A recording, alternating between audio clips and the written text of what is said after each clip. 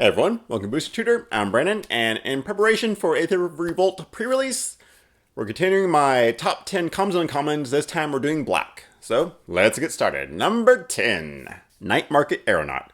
3 in a black for a 2/2 flyer with Revolt, which is when Revolt happens, it gets a +1/+1 counter on it. So 4 mana for a 2/2 flyer, that's fine. That's how this is mainly going to be. That's when you think about it.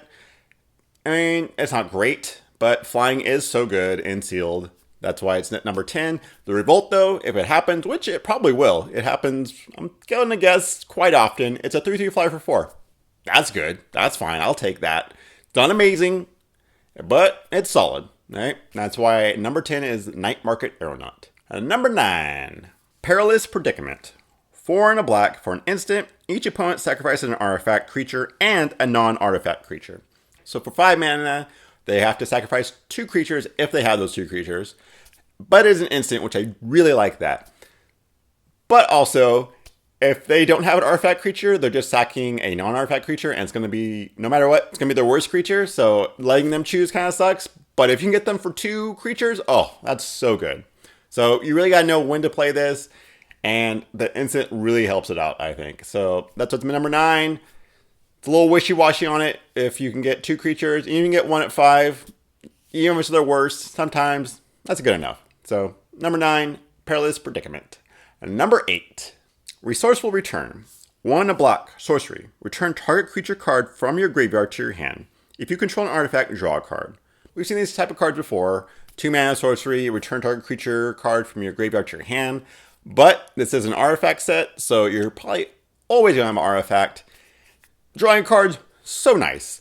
And in sealed, these are so much better because late game, your bomb has probably died, and you really need it back. This is going to get it back for you, and then you get to draw a card off of it too. Oh, so good. So in sealed, at least run 1 of these. Don't know about 2, but definitely 1. That's why my number 8 is Resourceful Return. Number 7, Foundry Hornet. 3 in a black for a creature insect.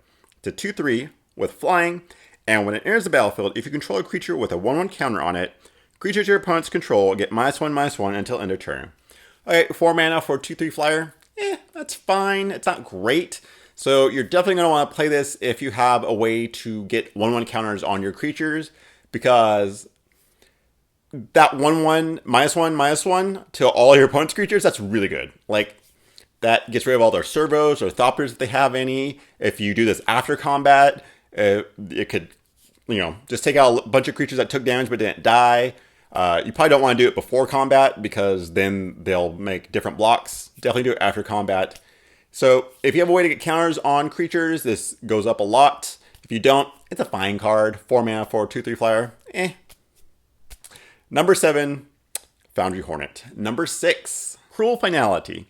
2 in a black for an instant. Target creature gets -2/-2 until end of turn. Scry 1. I like that. 3 mana, -2/-2. It's a little costly, but you do get to scry 1. And it's an instant.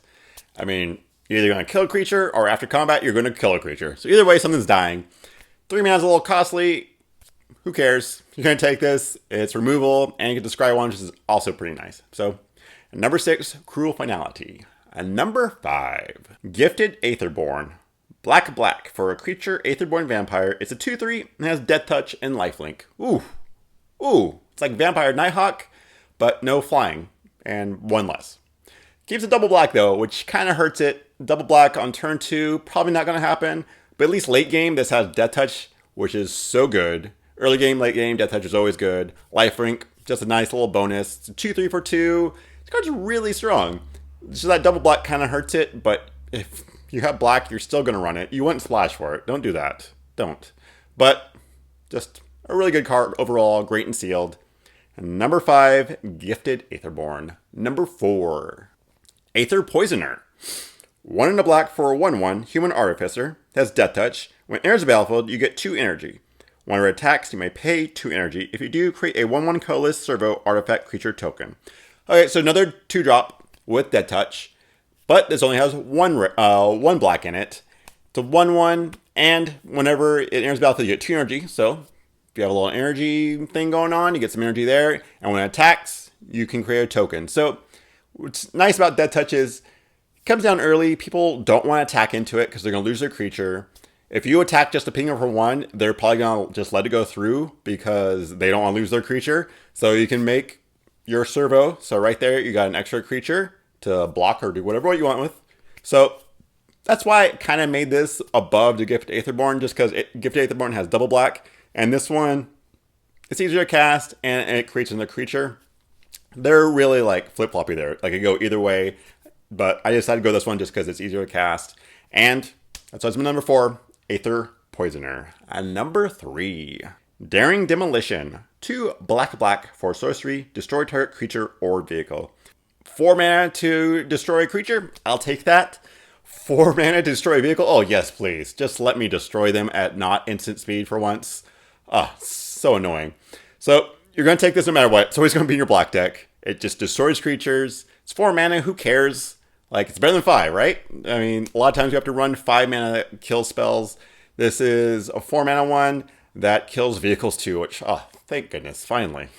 That's mainly why it's my number 3. Daring Demolition. Number 2, Vengeful Rebel. 2 and a black for a 3/2 Aetherborn Warrior. Revolt. When it enters the battlefield, if Revolt happen and a target creature an opponent controls gets -3/-3 until end turn. So 3 mana for a 3/2, that's fine. The Revolt kills a creature. That's so good. Oh, I love this card. Like I said, Revolt probably going to happen more often than not. So you're getting a 3-drop that's a 3/2 that kills another 3-drop. Yeah, that's really good. Love it. So run it no matter what. Number 2, Vengeful Rebel. And my number 1 black card should be pretty much no surprise. Fatal Push. Fatal Push, 1 black, instant. Destroy target creature if it has converted mana cost 2 or less. Revolt, destroy that creature if it has converted mana cost 4 or less. This is going to kill a lot of creatures. It's 1 mana, it's instant, so it's cheap, it's nice. There's a lot of things it's going to kill. The Revolt trigger can happen easily, and it'll happen often. So you're going to be killing even more things. This card's so good. It's just so good. And limited, constructed, whatever you want, is a really good card. And that's why it's my number 1 black, common or uncommon. Okay, if you want to follow me on Twitter, booster_tutor. And see you tomorrow for another color.